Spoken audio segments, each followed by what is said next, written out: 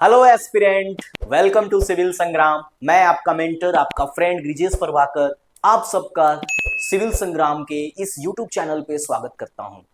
मेरे फ्रेंड्स, मेरे दोस्त, मैंने आपको बोला था कि PT plus mains foundation batch के साथ साथ हम लोग आंसर राइटिंग और मेंस कोर का हम लोग बैच लॉन्च करेंगे, जिसका शुरुआत हम करने जा रहे हैं। 70th बीपीएससी का मेंस जो लिख रहे हैं उनके लिए हमने बैच लॉन्च किया था, जो बैच क्या था, आर्यवत। उसका आंसर राइटिंग प्रोग्राम का first lecture, how to write answer, how to explore the things in a question, कैसे किसी क्वेश्चंस में लिखी गई कड़ियों और बिंदुओं के साथ साथ हम लोग आगे बढ़ते हैं और सवाल को जवाब देते हुए उसमें हम लोग आंसर को एक डेकोरेटिव मैनर में कैसे हम लोग उसको सजाते हैं। इसका फर्स्ट लेक्चर हम लोग जो कि शुरू करने जा रहे हैं वो क्या है मेरे भाई, पटना कलाम, जो कि बहुत इंपॉर्टेंट टॉपिक है। जो आप प्रिपरेशन कर रहे हैं उनको इसका अहमियत बहुत अच्छे से पता होगा। इस पटना कलाम पेंटिंग को आर्ट एंड कल्चर सेगमेंट से 3 से 4 बार बीपीएससी ने पिक किया है और एक सिंपल सा सवाल रहा है कि describe the features of Patna Kalam. आप प्रीवियस ईयर की क्यू देख लो, पीवाई क्यू देख लो, जिसमें 62 में, 64 में, 67 में, ये 3 साल हो गए, और एक 68th में पूछा था कि describe the various paintings of ancient Bihar, जिसमें हम लोग मधुबनी को करेंगे, मंजूषा को करेंगे और उसमें पटना कलाम भी आएगा। तो भाई हम क्या कर रहे हैं, आर्ट एंड कल्चर का एक सेगमेंट उठा रहे हैं जिसमें मोस्ट प्रोबेबली आस्क्ड क्वेश्चन जो होंगे उनका हम लोग डिस्कशन करेंगे और हम आपको बताएंगे कि कैसे फ्रेम वाइज फ्रेम आंसर को लिखना है। हम हिंदी में भी बताएंगे और इंग्लिश में भी बताएंगे। तो बाबू, अगर सीक्वेंस हमारा सही रहेगा तो क्या होगा, एग्जामिनर को अट्रैक्ट करेगा कि भैया आपको मार्क्स देना पड़ेगा। अगर आप सीक्वेंस फॉलो नहीं करते हो, पहले आप पटना कलाम लिख देते हो, कहानी कहानी भर देते हो, तो अट्रैक्ट नहीं करता एग्जामिनर को। एग्जामिनर को मजबूर करना है पढ़ने के लिए। इट इज अ वे कि ये एक स्किल है जो आंसर राइटिंग का बेस्ट पार्ट होता है। तो चलिए हम लोग शुरू करते हैं। उससे पहले आपको एक रिमाइंड करा दे कि हमारे जो लॉन्च कोर्सेज जो है वो ऑलरेडी लाइव हो चुके हैं हमारे वेबसाइट पे, जिसको आप कांटेक्ट कर सकते हैं हमारे टेलीग्राम चैनल पे, जो क्या है बच्चे, वो हमारा ये रहा, @सिविल संग्राम। और आप लोग डायरेक्ट हमारे ऑफिस डेस्क में फोन करके आप लोग जानकारी ले सकते हैं।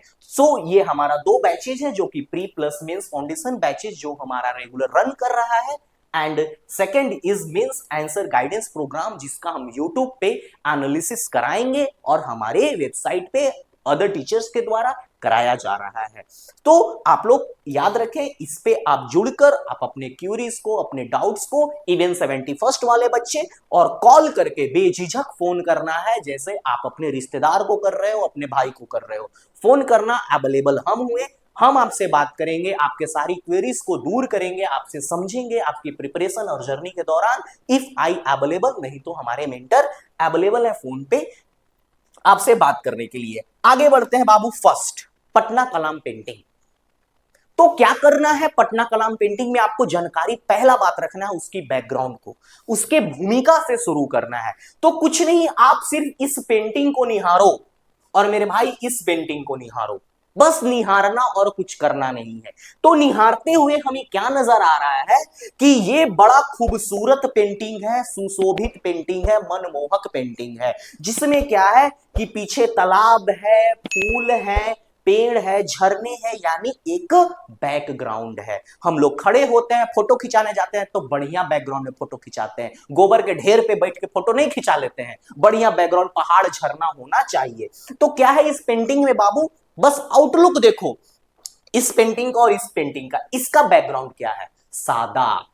ये क्या है, कह सकते हैं कि ये किसी बारात का पेंटिंग लग रहा हो, बारात का महोत्सव हो, ये क्या है, किसी मैयत का महोत्सव हो। यानी in this painting there is lack of background. हम सिर्फ आउटलुक, कैरेक्टरिस्टिक्स, इसकी विशेषताएं पर आने से पहले आपके माइंड में ये सब बात रिंग होना चाहिए, घंटी जैसा बजना चाहिए। पटना कलाम, तो क्या है पटना कलाम, पटना कलाम की पेंटिंग में बैकग्राउंड नहीं होता।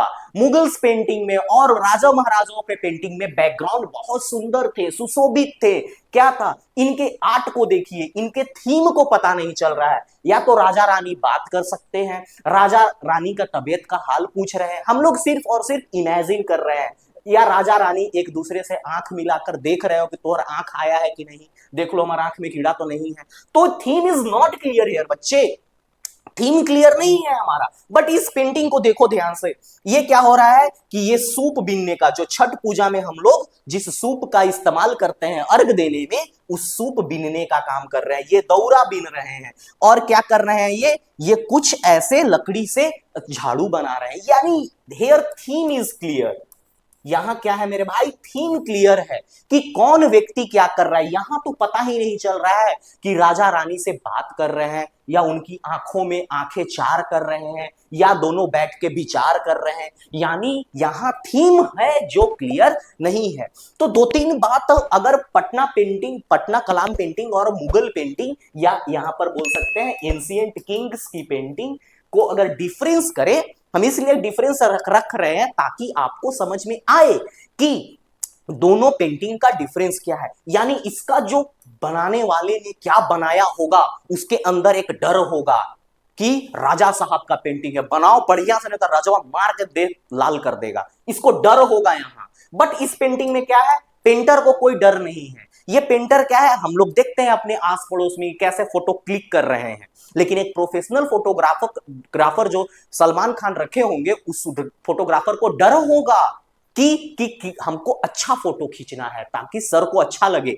तो इसमें क्या है, artist is bound with the honour, with the king और queen. Here artist is free. यानी यहां पर जो कलाकार है वो राजा के दायित्व में बंधा हुआ है। यहां का कलाकार जो है राजा के दायित्व में या प्रजा के दायित्व में बंधा नहीं है। वो गया, पेड़ के नीचे बैठा, पेपर लिया और बना दिया कि एक औरत कुआं से पानी भर रही है। मैं आपको और कुछ पिक्चर्स दिखा करके क्लियर करता हूं तो आपको समझ में आएगा। देखिए कैसे एक बूढ़ी माँ, एक दादाजी क्या कर रहे हैं, एक ताड़ से ताड़ी निकाल करके ताड़ी लेकर जा रहे हैं। ये क्या कर रही है, पानी भर रही है और बोल रही है प्यास लगल है तो पी लीजिए। तो क्या है बाबू, ये हमारा जनरल कल्चर है कि एक औरत एक है जो दादी माँ बैठी हुई है, पानी में घड़ा में कुछ लेकर के सतुआ उतुआ रखी है, राहगीर जो जा रहा है उनको, गांव में ऐसा ही होता है। और ये मस्त देखिए, कोई तामझाम नहीं, एक नॉर्मल आदमी जो पगड़ी पहने रहता है और एक ताड़ को ऐसे कमर में बांध करके ऐसे चढ़ने के लिए जो सपोर्ट रहता है वो कंधे पे, और एक मस्त धोती और दोनों हाथ इंगेज। ये क्या है बाबू, ये हमारा पटना कलाम की खूबसूरती है कि कोई फैशन, कोई बैकग्राउंड नहीं। देखिए ये देखिए, ये क्या हो रहा है, डाइंग हो रहा है, कपड़ों में कलर लग रहा है। तो इसमें क्या है, कोई बैकग्राउंड नहीं, जनरल वर्क। ये क्या कर रहे हैं, कलर को ये सोक कर रहे हैं। डाइंग में क्या होता है, कलर को तैयार करके उसमें कपड़े को सोखने के लिए 3-4 घंटे 5 घंटे, depending upon the texture of colour और कपड़े की कैसी बुनाई है, उस पर हम लोग काम करते हैं। तो ये रहा। अब आते हैं, आपको हम बताने जा रहे थे, ये हमने क्लियर करा दिया। अब इसकी कुछ विशेषताएं, तो आपको अब विजन क्लियर हो रहा होगा कि सर आपने इतना तो हमको 2-4 मिनट में बता दिया कि हम पटना कलाम के बारे में किसी को बता सके कि पटना कलाम जो होता है वो क्या है, डेली लाइफ डिपिक्शन है। यानी रोजमर्रा की जिंदगी की कहानी है। यानी रोज हम क्या करते हैं, डेली रूटीन की कहानी है, डेली रूटीन की कहानी है कि हम लोग डेली रूटीन में क्या करते हैं। एक किसान उठ करके खेत में जाकर के कुल्हाड़ी से, झाम से, जो भी कुदाल है उससे खेत में काम कर रहा है, तो ये क्या है, डेली रूटीन है। एक गांव की महिला उठ रही है सुबह, तो गाय घर की गोबर हटा करके वो क्या कर रही है, कपार पे गोबर लेकर के उन्हें फेंकने जा रही है, खरौंजा जो बोलते हैं हम लोग गांव में, जहां गोबर का स्टोरेज होता है। तो ये डेली लाइफ की कहानी है, डायरेक्टली फ्रॉम ब्रश।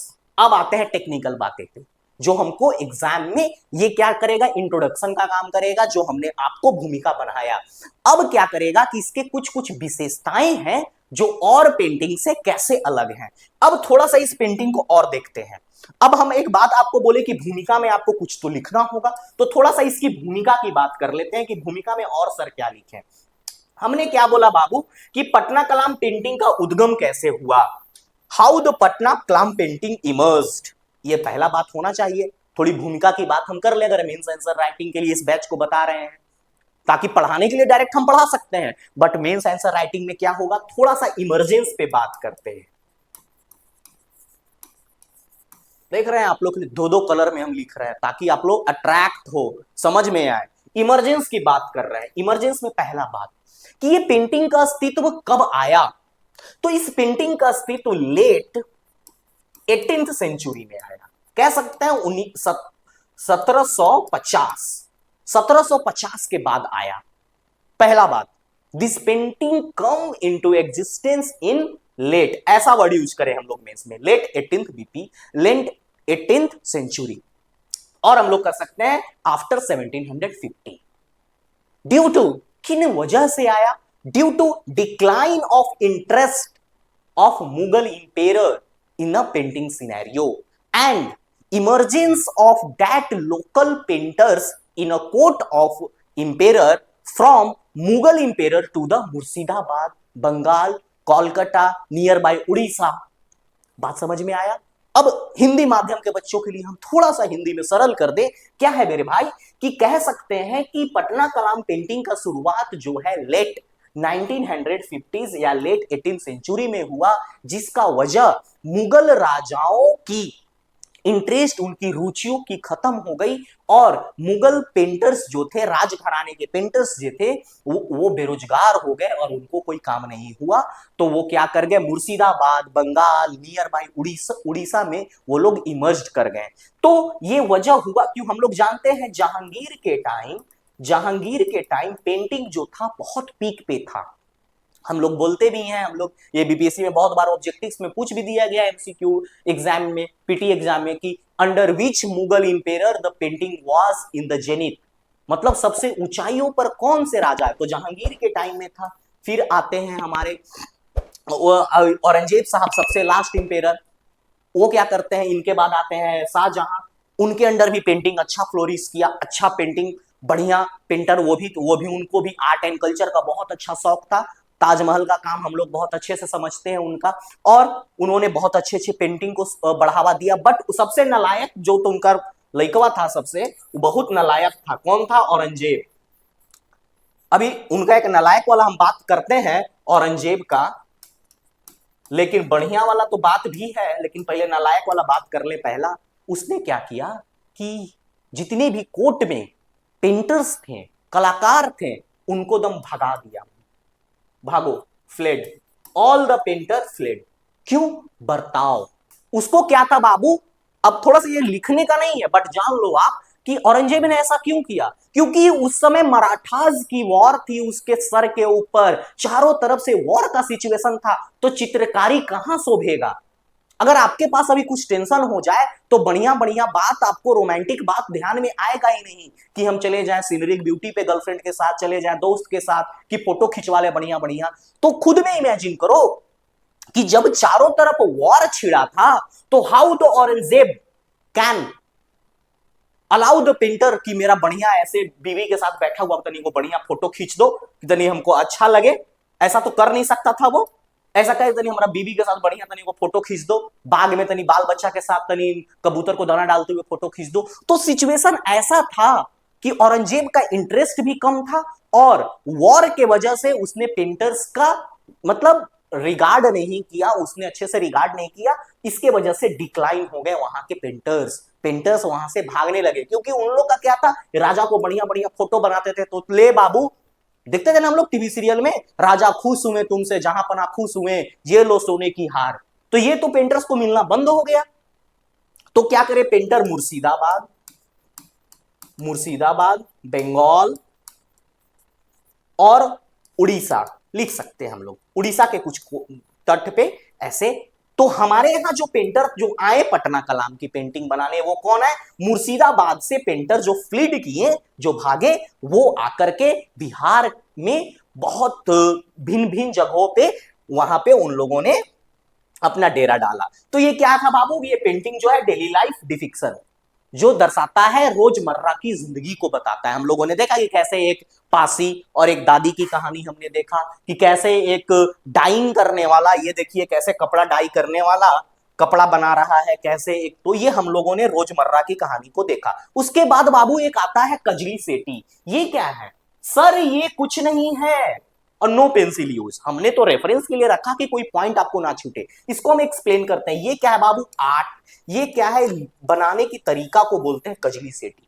हम लोग बनाते हैं ना किसी चीज को, ये मान लीजिए ये रहा हमारा, इसमें हम लोगों ने पहाड़ बनाया, चिड़िया बनाया, सूर्य बनाया। तो ये जो आर्ट बनाने की प्रक्रिया है, ये जो आर्ट बनाने की तरीकों को क्या बोलते हैं? कजली सेठी। कजली सेठी बोलते हैं। यानी पटना कलाम जिस आर्ट में बनाया जाता है, जिस तरीके से फिरोया जाता है, उस आर्ट को क्या बोलते हैं? कजली सेठी बोलते हैं। और इसमें नो पेंसिल यूज है, कोई पेंसिल नहीं। ये इसमें या तो हम लोग ब्रश का यूज नहीं करते हैं, तो किसका यूज करते हैं हम लोग? तो हम लोग करते हैं एनिमल का फर का यूज करते हैं। हम लोग किसका यूज करते हैं? एनिमल। देखे है ना कि गाय का, बकरी का जो पूंछ होता है वो कैसा होता है? फर। पेंसिल ब्रश भी वैसा ही साउंड करता है, आज का जो हम लोग मॉडर्न पेंसिल ब्रश है। तो उसी तरह का उसके फर को हम लोग क्या करते थे? लकड़ी में ऐसे बांध करके, ये जो हमारा लकड़ी हुआ, ये लकड़ी हुआ, इसमें ऐसे फर को हम लोग बांध देते थे। और बांधने के बाद डायरेक्ट हम लोग क्या करते थे? उसको कलर में डिप करते थे। और नेचुरल कलर होता था, कलर में हम लोग डिप करते थे, और डिप करके हम लोग डायरेक्ट बनाते थे पेंटिंग। मान लीजिए सूर्य बनाना है तो डिप किए, ऐसे किए सूर्य, और ब्रश से ऐसे कर दिए, ये सूर्य हो गया। हम लोग किसी तरह का कोई पेंसिल का यूज नहीं करते थे। हम लोग करते हैं ना बचपन में पेंसिल का यूज, पहले हम लोग सूर्य बनाएंगे, फिर हम लोग ऐसे घर बनाएंगे, फिर सूर्य को कलर से भरेंगे, पहाड़ को भरेंगे, घर को भरेंगे। तो ये क्या था? Outline of pencil. तो पहला बात बाबू कि नो यूज ऑफ पेंसिल, यानी डायरेक्टली फ्रॉम द ब्रश। उस आर्ट को, उस कला को क्या कहते हैं? जो बिना पेंसिल का यूज किए हुए डायरेक्टली ब्रश से बनाता है, कजली सेठी कहते हैं। और ये डेली लाइफ डिपिक्शन करता है, डेली रोजमर्रा की जिंदगी के बारे में बताता है। नो बैकग्राउंड, ये तो पहला ही पॉइंट आपको क्लियर हो गया था। No background, no decoration, nothing, कुछ भी नहीं। क्लियर थीम, जैसा कि हमने आपको बात किया था इस पिक्चर में। आइए थोड़ा सा कहानी देख ले। इस थीम में पता ही नहीं चल रहा है कि राजा रानी की आंख में देख करके आंख से क्या निकाल रहा है, आंख देखकर आंखें चार कर रहा है, बट इसमें साफ पता चल रहा है। यानी हियर थीम इज क्लियर, यहां पर थीम क्लियर है कि उद्देश्य क्या है इस पेंटिंग में सामने वाले का। तो ऐसा है, राजा यहाँ गोड़ भी दबा सकता है। अरे कमरा में ना, अब आजकल तो कोई कौन जान रहा है कमरा में गोड़ दबा रहा है कि नहीं। उस समय पैट्रियार्कल था, तो थोड़ी ना हो सकता है रानी गोड़ दुखा गया होगा, गोड़ दबा रहा है बैठ के उनका। तो इसमें थीम ही क्लियर नहीं है। अब आते हैं बाबू natural painting. Pure natural painting होगा, जिसमें हम लोग देखेंगे कि कैसे पीला रंग बनाना है। तो क्या करेंगे? हल्दी। हम लोग क्या करेंगे? हल्दी। हल्दी में हम लोग पानी मिला करके उस कलर को यूज कर लेंगे। और अगर हम लोग को हरा कलर देना है तो बेल का पेड़ हम लोग देखे हैं ना, बेल का पत्ता, बेल के पत्ते में उस पत्ते को उसको हम लोग बोलते हैं एप्पल वुड ट्री। इंग्लिश में बेल का पत्ता को एप्पल वुड ट्री के पत्ते, एप्पल वुड ट्री लिप्स के पत्ते हम लोग हरा रंग के लिए, उजला उजला रंग, सफेद रंग हम लोग चूना से ही करते आ रहे हैं बहुत पहले से। तो ये सब कुछ नेचुरल पेंटिंग है जिसमें नेचुरल कलर का यूज करते हैं। अब ये पिक्चर क्लियर हो गया आपको? हमने आपको पेंटिंग को सिर्फ और सिर्फ पिक्चर से समझाया है। आपको पटना कलाम का जैसे ही जिक्र हो मेरे भाई, तो पहला बात आना चाहिए कि natural painting, no use of artificial colour, no use of pencil, that art is called Kajli Sethi. ये सब बात ध्यान में। Background no, theme clear. What is theme? Clear. तो ये सब भूमिकाएं जो होगी ये आपको बहुत हेल्प करेगी। अब आते हैं बाबू फेमस पेंटर्स जो कुछ कुछ हुए, जो कुछ कुछ पेंटर्स की पेंटिंग को कोट करना पड़ेगा डायरेक्ट। पहला बात आपको आंसर राइटिंग में लिखना पड़े तो पहले बैकग्राउंड में लिखना है कि Patna Kalam painting was started in late 18th century due to the negligence of Aurangzeb or the last Mughal emperor. All the painters from the courtyard and the emperor fled away to the Murshidabad, Bengal or the nearby. Due to this, the new emergence of art and culture emerged in Patna after the settlement of these painters in a Patna city local by. ये introduction, कितना सुंदर introduction हो गया। ठीक है, introduction हो गया। उसके बाद कैरेक्टरिस्टिक्स। अब हिंदी में भी इसको आप लोग लिख लीजिएगा कि राजा का वो ऐसा व्यवहार था जिसके वजह से ये हो गया और पेंटर्स चले गए। ठीक है, हिंदी में आप लोग समझ गए। बहुत सिंपल सा इंग्लिश यूज कर रहे हैं हम ताकि आपको समझ में आए। बीच में हिंदी में भी आपको बताया है। थोड़ा हिंदी लिखने में हमारी कमजोरी है, उसके लिए क्षमा रहेंगे आपसे, बट बताएंगे हिंदी में जरूर। अब क्या हुआ बाबू कि फिर दूसरा बात हम लोग क्या लिखेंगे, कैरेक्टरिस्टिक्स ऑफ, यानी पटना कलाम पेंटिंग की कुछ विशेषताएं इस प्रकार से हैं। पहला हमने बताया कि clear no background, clear theme, natural painting, no use of brush, directly from the brush, directly brush से बनाया जाता है। और ये क्या होता है, इस आर्ट को कजली सेठी कहते हैं। बताइए, 5 पॉइंट यहां लिख दिए, 4 लाइन का इंट्रोडक्शन, 3 लाइन का हो गया। उसके बाद some very famous painter of Patna Kalam paintings are, we know Muslim wedding painting by Shivalal. ये नाम जैसे ही आप लिख देंगे एग्जामिनर को समझ में आ जाएगा कि यू हैव डेप्थ एनालिसिस, आपने अच्छे से सब्जेक्ट को पढ़ा है। और ये जानकारी बहुत जरूरी है। शिवाला का जो देखिए नेचुरल पेंटिंग है ये मुस्लिम वेडिंग का, कि कैसे सब भाई बंधु लोग सब एक मुस्लिम वेडिंग है ये, जिसमें इस तरह का डेकोरेशन है। ये देखिए यहाँ दूल्हा बैठे हुए हैं, इस तरह का देखिए नॉर्मल सा पेंटिंग है। पतंग, इधर देखिए मुस्लिम का जो रिप्रेजेंटेटिव झंडा होता है उस तरह से झंडा उन लोगों ने ले रखा है। इधर बाराती लोग जा रहे हैं, इधर दूल्हा साहब बैठे हुए हैं रथ में। बढ़िया सा एकदम पेंटिंग है, नेचुरल पेंटिंग है, कोई ताम झाम नहीं, कुछ नहीं। जैसे नॉर्मल पहले के लोग बाराती में जाते थे उस तरह का शिवाला का जो पेंटिंग है वो रहा। ये एक पहला पॉइंट आपको लिखना पड़ेगा। सेकंड पेंटर हम लोग देखते हैं ईश्वरी प्रसाद वर्मा जी का, भारत माता का पेंटिंग। ये तो बहुत फेमस पिक्चर है भारत माता का पेंटिंग। ये पेंटिंग जो है बहुत ही विख्यात है, हर कोई जानते हैं इस पेंटिंग के बारे में। कैसे इन्होंने भारत माता का पिक्चर को डिपिक्ट किया है, देखिए कोई बैकग्राउंड नहीं, नो बैकग्राउंड,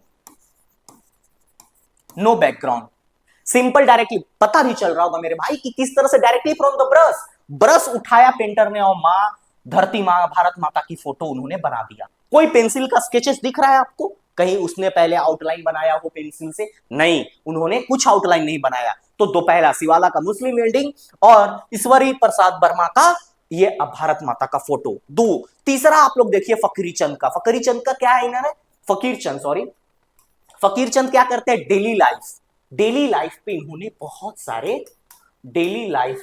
बहुत सारे पिक्चर्स बनाए हैं, जिनमें देखिए महिलाएं क्या कर रही हैं। ये महिला ये क्या कर रही हैं, गेहूं छान रही हैं या फिर यहाँ पे कपड़ा धो रही हैं। ये थीम क्लियर आ रहा है हमको। ये क्या कर रही हैं, सब्जी काट रही हैं, सब्जी बना रही हैं। तो ये हाउसहोल्ड वर्क, घर की काम करती हुई महिलाएं, जो कि थीम क्लियर है कि ये माता, ये बहनें बैठ करके घर के काम कर रहे हैं। फकीर चंद की पेंटिंग। और एक हम देखते हैं सेवक राम की पेंटिंग, ये बहुत फेमस है। सेवक राम की पेंटिंग हम लोग 3-4 क्लास में बिहार बोर्ड की किताब देखिएगा, सेवक राम की पेंटिंग बहुत सारा मिलेगा, पटना कलाम का पेंटिंग उसमें, जिसमें सेवक राम का ये पेंटिंग बहुत फेमस है। ये देखिए दशहरा ग्राउंड का पेंटिंग, अभी भी उस किताब में दशहरा ग्राउंड जो दिखाया गया है वो यही पेंटिंग है। क्या है, सेवक राम की पेंटिंग। इसमें उन्होंने स्पेशली छठ पूजा, छठ घाट, पटना घाट का पेंटिंग बनाया उन्होंने, होली, मुहर्रम का पेंटिंग उन्होंने बनाया है, और कैटल फेयर जो है ना गांव में हम लोग का होता है, सुख शनिचर इतवार किसी दिन हर गांव में हमारे यहाँ लगता है, शुक्रवार को बाजार, उस दिन क्या है, कैटल फेयर होता है, वहां पर जानवरों की खरीद बिक्री होती है। तो उसकी पेंटिंग उन्होंने बनाया। देखिए इन्होंने दशहरा का पेंटिंग, कोई बैकग्राउंड नहीं, आसमान है, ओपन आसमान, और यहाँ पर रावण का दहन कर रहे हैं, और इधर यहाँ राम जी को डिपिक्ट किया गया है रथ में, और सारे लोग यहाँ पे खड़े हैं, नॉर्मल ड्रेस, कोई बैकग्राउंड नहीं। ये देखिए पटना का छठ घाट, यहाँ पर ईख वीख लोग लेकर खड़े हैं, बढ़िया सा दौरा उरा सजा हुआ है। लोग क्या है, नाव में, यही है ना जनरली आप देखिए तो छठ घाट पे यही चीज तो होता है। अब डेकोरेट कर दो, पीछे बना दो, अलग बात है, बट ये क्या है, नेचुरल पेंटिंग, डेली लाइफ का पेंटिंग, जो छठ पूजा में होता है। हम और आप छठ घाट पे जाते हैं तो क्या होता है, हमारे नीचे दौरा होता है, सूप होता है, नाव में, पानी में नाव चल रहा होता है, और इधर छठ पर्वतीन सब किनारे किनारे रहती है। वही चीज तो इस पेंटिंग में है, कुछ अलग क्या है। हाँ भला एक आध गो बदमाश बच्चा लोग पटाखा नहीं छोड़ रहा है पेंटिंग में, उस समय पटाखा छोड़ता भी नहीं था, अब तो हम लोग बहुत छोड़ रहे हैं, अलग बात है। लेकिन वही सेम कहानी हम लोग डेली लाइफ में जो देखते हैं वो है। अब सर इतना अच्छा ये कहानी है भैया, तो व्हाई दिस पेंटिंग डिक्लाइन? कारण क्या हुआ कि इस पेंटिंग का डिक्लाइन हो गया? ये पेंटिंग अब देखने को नहीं मिलता है। हम लोग ट्रेन में आते हैं, अगर अब दिल्ली से पटना चले जाए तो ट्रेन में हम लोग को मधुबनी पेंटिंग का पिक्चर मिलेगा, पटना स्टेशन पे उतरे तो मधुबनी पेंटिंग मिलेगा। पटना कलाम पेंटिंग बस एक दो जगह पटना म्यूजियम में देखने को मिलता है और एक पटना कॉलेज के अंदर कॉरिडोर में देखने को मिलता है, मगध यूनिवर्सिटी के मिलता है देखने को कॉरिडोर में। बट सर, पटना पेंटिंग का डिक्लाइन क्यों हो गया? पटना कलाम पेंटिंग डिक्लाइन पे क्यों हो गया? क्या वजह था? तो पहला, लैक ऑफ डिमांड। किसी चीज को बंद कराने में हमारा और आपका बहुत बड़ा हाथ होता है। हम लोगों ने उस पर इंटरेस्ट ही नहीं दिखाया, हमने उसका डिमांड ही नहीं किया कि ना हमको ऐसा सादा सादा छूछे खाना पसंद नहीं है, हमको तो चाहिए मोमोज विद डीप फ्राइज, हमको तो ये सब नेचुरल पेंटिंग पसंद नहीं है, ताम झाम चाहिए हमको। हम लोगों ने उसको पॉपुलराइज ही नहीं किया, यानी lack of demand by the people. People ने उसके डिमांड को कम कर दिया, लोग उसे पसंद करना बंद कर दिए। मिथिला पेंटिंग डोमिनेंस, ये बहुत अच्छी बात है, लेकिन डोमिनेंस होना अच्छी बात है, बट दूसरे का एक्सटेंट होना ये गलत बात है। ये राइज करे हमारे लिए, इससे बड़ा गर्व की क्या बात है, बट इसके राइज के वजह से हमारा कुछ जो नुकसान हुआ वो भी उचित नहीं है। तो मिथिला पेंटिंग का राइज होना, उसके डिमांड को इतना ज्यादा बढ़ जाना, पॉपुलराइज हो जाना, कि हमारे पटना कलाम पेंटिंग की पॉपुलराइजेशन को कम कर दिया। मेल, ये बहुत इंपॉर्टेंट पॉइंट है बाबू, मेल डोमिनेटिंग पेंटर्स। इसमें क्या है, अच्छा, जब हम मिथिला पेंटिंग आपको जस्ट कराने वाले हैं नेक्स्ट फ्यू वीडियोस में, मिथिला पेंटिंग में क्या था, आज भी मिथिला पेंटिंग जो फेमस हुई है वो हमारे माता बहनों की वजह से हुई है, due to women presence in the Mithila painting, Mithila painting florist. यानी महिलाओं का योगदान इतना अच्छा था कि मिथिला पेंटिंग को आज देखिए बिहार के, मिथिला पेंटिंग के नाम से बिहार के पहचान है, मखाना के वजह से बिहार लोग जान रहे हैं। तो ये मेल डोमिनेटिंग पेंटिंग था, यहां पेंटर्स मेल डोमिनेटिंग थे, और पेंटर्स जो थे वो क्या हो गए, दूसरे दूसरे काम में बिजी हो गए और अपने जेनरेशन को, अपने लिगेसी को आगे नहीं बढ़ा सके। तो मेल लोग तो छुछूनर होवे करता है, आज पेंटिंग बना रहा था, कल वहां लोहा फैक्ट्री में 500 रुपया एक्स्ट्रा मिलने लगा, पेंटिंग छोड़ के लोहा फैक्ट्री में चला गया, तो अपने बच्चों को नहीं आगे कैरी कर पाया। बट फीमेल, जिस घर की फीमेल पेंटिंग बना रही है, वो अपने घर के काम को करते करते अपने घर के बेटे और बेटियों को भी वही चीज सिखाएगी, क्योंकि जिसमें मां निपुण होती है, कोशिश करती है अपने बच्चों को उसमें और खुद से भी ज्यादा निपुण करने की। तो मिथिला पेंटिंग का राइज का कारण ये था, और मेल डोमिनेटिंग पेंटर जो कि काउज ऑफ डिक्लाइन का कारण बन गया। प्रेस इस्टेब्लिशमेंट, प्रेस का इस्टेब्लिशमेंट, अब क्या हो गया बाबू कि प्रेस आ चुका था और पटना में ब्रिटिश का डोमिनेंस भी था, तो ब्रिटिशर्स अब क्या हुए कि पेंटिंग ना बनवाने के वजह, ना बनवाना चाहते थे, और वो लोग चाहते थे कि प्रेस में, प्रेस आ चुका है, फोटो प्रिंट करा ले। तो प्रेस, ये कारण, ये अच्छा कारण है कि हाँ प्रेस का इस्टेब्लिशमेंट हुआ, जिसके वजह से हमारा पटना कलाम पेंटिंग का डिमांड जो है घट गया। सोशियो इकोनॉमिक कंडीशन, ये बहुत अच्छा बात है, सोशियो इकोनॉमिक कंडीशन को अच्छे से समझेंगे, ये सबसे important point, male dominating painter. फिर क्या है, socio economic condition. Socio economic condition कहने का मतलब है कि यहाँ के जो लोग थे वो क्या थे, फार्मर्स, किसान थे, डेली वर्कर्स थे। तो क्या था बच्चा कि ये जो फार्मर्स थे, किसान थे, डेली वर्कर्स थे, ये रोज रोज के काम कमाते थे और पैसा कमाते थे। तो कहां से ये लाएंगे, पेंटर को 100 रुपया देंगे या 50 रुपया, जो भी कॉस्ट होगा उस टाइम, खैर तो बहुत ज्यादा होगा, 1 रुपया 2 रुपया उसमें कॉस्ट बहुत रहता होगा। कहां से लाते 100 रुपया 150 रुपये पेंटर को देने के लिए कि ये लीजिए भैया 100 रुपये मेरे पेंटिंग बना दीजिए। किसान है, हम खेत जोत रहे हैं, बैल ले जाकर, ट्रैक्टर थोड़ी होता था, बैल होता था उस समय, बैल ले जाकर के हम खेत जोत रहे हैं, तो पेंटिंग बना दीजिए। तो due to the socio economic condition of that time in Bihar was very very, बोलते हैं ना, वेरी वेरी वीक, वहां बहुत कमजोर था, सोशियो इकोनॉमिक कंडीशन जो था वो एकदम लाचारी थी बहुत ज्यादा, जिस वहां पर एक फेमिन भी आ चुका था उस टाइम, तो और लाचारी हो गई थी। 1790 के आसपास फेमिन भी आ चुका था, भुखमरी हो चुकी थी, बीमारियां फैल गई थी। तो ये सब जो कारण हुआ, पेंटर्स लोग भी उसमें खुद शामिल थे। पेंटर्स लोग भी क्या थे, किसान ऑलरेडी वो भी थे और पेंटिंग भी करते थे। तो ये सब सोशियो इकोनॉमिक कंडीशन की वजह से, not having so much wealth, इस वजह से वहां का सोशियो इकोनॉमिक, वहां पेंटिंग का फ्लोरिशमेंट ज्यादा नहीं हो पाया। तो ये बात हम आपको बताएं, आपको अच्छे से समझ में आया होगा, होप करते हैं। पटना कलाम पेंटिंग इस बार 70th बीपीएससी में आए, मेरा एक टारगेटेड। हम क्या कर रहे हैं बाबू, हमें जो लग रहा है, हमको जो लग रहा है, एनालिसिस हमने भी करा, हमको इस बार चांसेस पटना कलाम का ज्यादा लग रहा है, इसलिए हमने यहां से शुरू किया। और आर्ट एंड कल्चर से हम एक दो क्वेश्चन का और एनालिसिस हम कोशिश करेंगे। मेंस का फॉर्म भी आ चुका है, आप लोग अच्छे से फॉर्म भरें, कोई गलती ना करें, हड़बड़ाहट ना करें, अभी एक दिन दो दिन का टाइम और ले लें, अच्छे से फॉर्म भरें, करेक्टली भरें, ना तो फिर जाके कमीशन पे हाय हाय चिल्लाने से अच्छा है कि हम लोग सतर्क रहें। फॉर्म अच्छे से भरें और हम लोग पटना कलाम पेंटिंग करेंगे। हमने कुछ क्या किया आपको बता रहे थे कि 20 से 25 टॉपिक्स जो हमने GS1 से सेलेक्ट किया है, GS1 का 20 से 25 टॉपिक और GS2 से हमने 20 से 25 टॉपिक।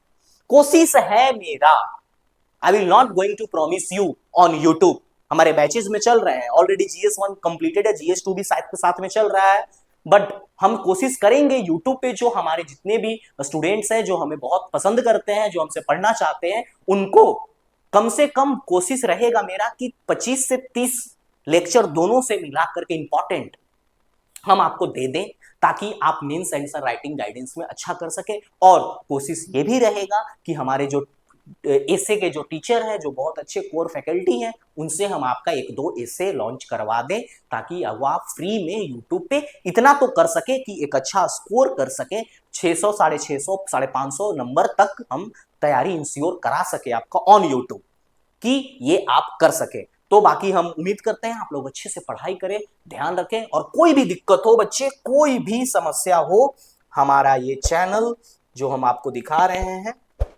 ये हमारा देखिए साइड में QR जो है, इसे भी आप स्क्रीन से स्कैन कर सकते हो। स्कैन करते के साथ आप डायरेक्ट हमारे चैनल पे जुड़ जाओगे, और नहीं तो हमारे ये सिविल संग्राम चैनल, और विदाउट एनी झिझक इस नंबर पे आप फोन करो, फोन करके आप डायरेक्ट अपने प्रॉब्लम्स बताओ, अपनी जो भी स्टडी मटेरियल जो चाहिए आपको बताओ। इस टेलीग्राम चैनल पे आप सिर्फ एक मैसेज कर देना, हम खुद पर्सनली विजिट करते हैं इस टेलीग्राम चैनल पे रात में, और देखते हैं कि बच्चों का क्या क्या क्यूरीज है। उस क्यूरीज में जो हमको ऑथेंटिक लगता है कि हाँ पढ़ने वाला बच्चा है, मेंस दे रहा है, उसको हम मटेरियल अवेलेबल, खुद का लिखा हुआ मटेरियल अवेलेबल कराते हैं। और अगर हम अवेलेबल हुए तो हमारे टीम मेंबर हमको बताते हैं कि सर ये बच्चा बहुत जेन्युइन है, इससे आप एक बार बात कर लीजिए, फ्री ऑफ कॉस्ट, नथिंग। हम उस बच्चे को फ्री होकर के 5 मिनट 10 मिनट बात करते हैं, और ऐसे हमने बहुत सारे बच्चों के साथ किया भी अभी तक है।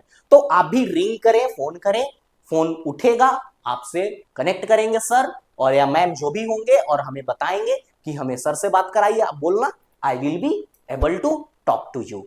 तो हम बहुत अच्छा है, एंड थैंक यू, ध्यान रखें।